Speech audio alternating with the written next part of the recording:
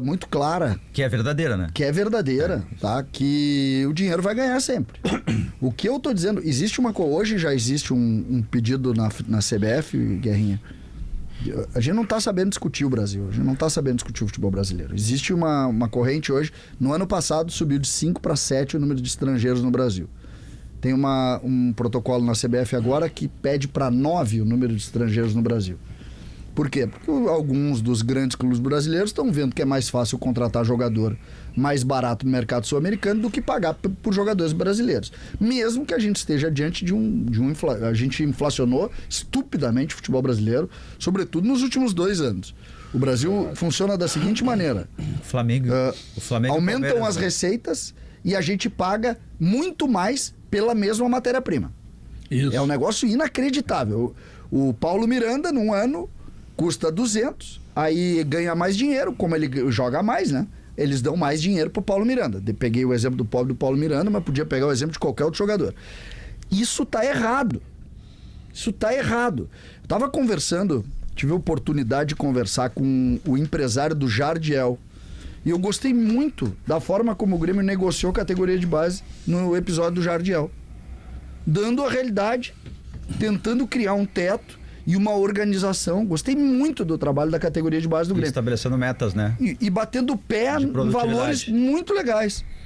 Saindo da categoria de base, por exemplo, abaixo de 15 mil reais.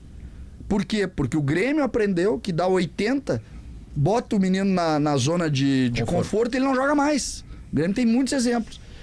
Só que isso acontece um ou outro. Por quê? Porque existe uma competição absurda que tu inflaciona no mercado sem necessariamente tu ter a matéria-prima mais qualificada. Só que ninguém tá se dando conta disso. Eu acho que as pessoas se deram conta. Isso começou com o Flamengo e o Palmeiras, que por organização sua, diga-se de passagem, conseguiram fazer orçamentos no Flamengo mais de 1 bilhão. Então eles podem errar. Fechou o Léo Ortiz, o Flamengo. Então ele pode gastar 50 lá no Luiz Araújo, se errar, contrata outro por 50 e outro. Depois vieram as SAFs. Mas o Flamengo errou também. Não. E se continuar errando, acaba de errar. O Flamengo errou muito, mas é justamente essa a questão. Ele erra e pode gastar mais 50, e mais 50, e mais 50 até acertar. E se errar tudo num ano, no outro tem mais dinheiro ainda. Acaba, uma hora de acaba, Diogo. Não, por enquanto não acabou. Mas uma hora acaba. Se continuar errando todo ano, acaba. Ele arrecada 1.200 por ano. Vai arrecadar menos perdendo. Mas o Flamengo vende muito bem. O Flamengo vende jogador bem. E o Flamengo tem uma outra situação. É que a forma do Flamengo não é revolucionária. É a mesma do futebol brasileiro. E todo mundo passou em algum momento por essa fase. Teve muitas vitórias. Não conseguiu manter por diversas razões, inclusive incompetência. E se foi. Vou dar o grande exemplo. O Grêmio. Fez uma das melhores bases do Brasil. Vendeu pra cacete. 600 milhões de reais. 700 milhões de reais.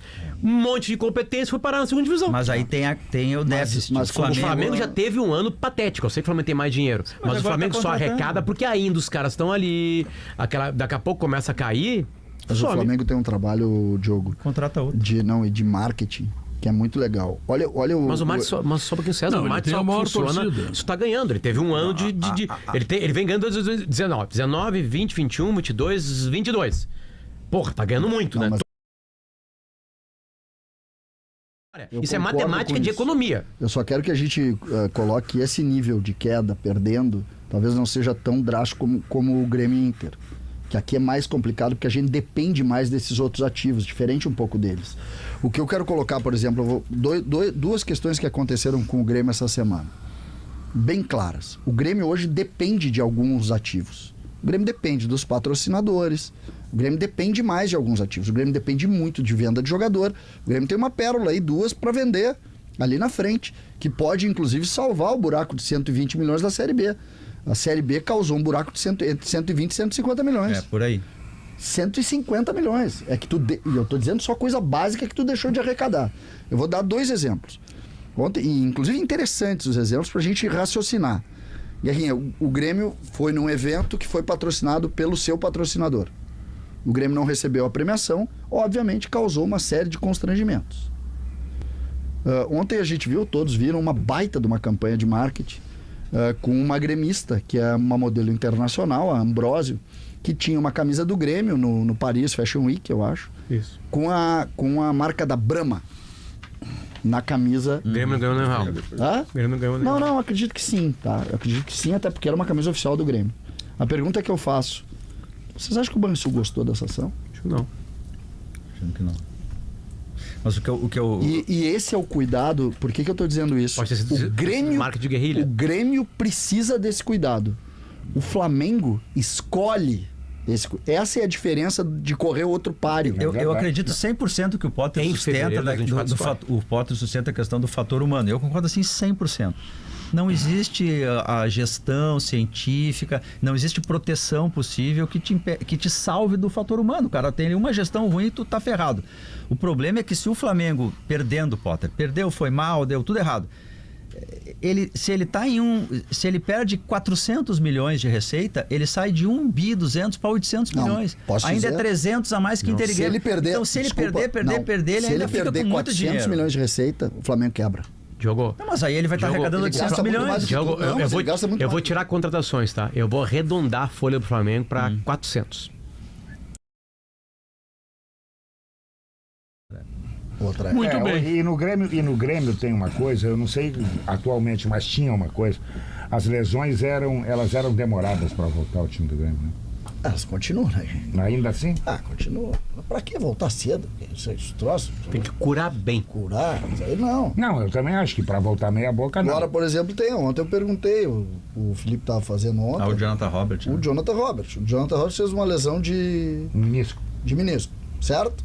Que era menos grave do que as anteriores. Isso. Menisco é 15 dias. Artroscopia. Eu tô curioso para saber que dia volta. Que já passou 15 Tem dias. mais um que não tem prazo ainda. Carbajo. Carbajo. Foi a que pergunta operou que eu fiz. Eu clubes no preciso final saber. da Eu temporada preciso passada. saber. Preciso saber. São jogadores importantíssimos para o Vamos Grêmio. ver, diz de novo. Carbajo e Jonathan Robert. Liga pro Carbajo teu operou- amigo, operou liga pro teu pulso. amigo médico e diz o seguinte: quanto tempo leva uma recuperação de uma cirurgia de menisco? Quanto tempo leva? Perguntar do CCD tem uma informação, é isso? O Igor Pova, muito atento aqui, o assessor de imprensa do Grêmio, responde sobre o Jonathan Robert. Ele disse que a cirurgia do Jonathan Robert não foi uma artroscopia simples, foi uma sutura do menisco, e isso é mais complexo. Verdade. Vai dar 4 meses de recuperação e ele está na físio ainda de muletas. Ele pede aqui para não... Não, mas obrigado, ele faz essa Igor. O Igor esclarecimento. era um baita repórter também quando trabalhava. E é na mídia um tradicional. assessor de imprensa cuidadoso.